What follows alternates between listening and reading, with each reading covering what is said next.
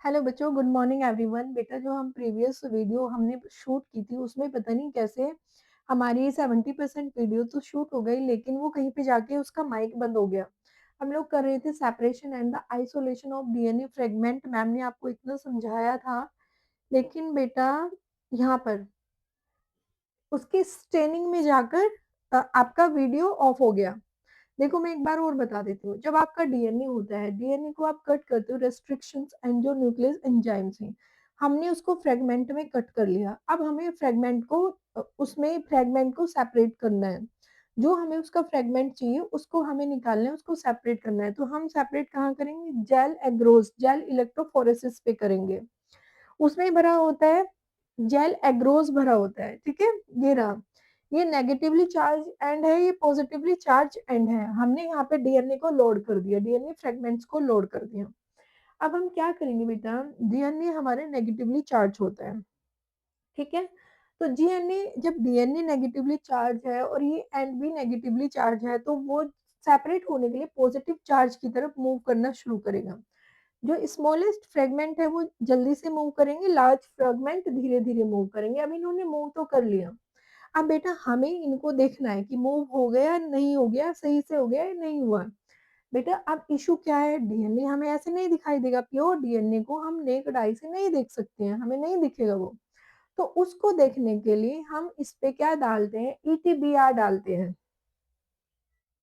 Ethidium bromide डालते हैं, ठीक है। तो आगे देखते हो, हमने इस पे इथिडियम ब्रोमाइड डाला। इथिडियम ब्रोमाइड से हमने इसको स्टन कर लिया, लेकिन अब भी हमें डीएनए नहीं दिखा। अब हमने क्या किया? इसके ऊपर अल्ट्रावायलेट रेडिएशन डाला। अल्ट्रावायलेट रेडिएशन डालने के बाद हमें डीएनए दिखा, ठीक है।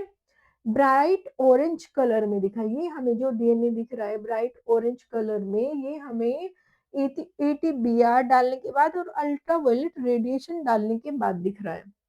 तो आपका टॉपिक यहाँ तक हो गया था। आपका जो माइक बंद हुआ था वो स्टेनिंग स्टेप पे हुआ था।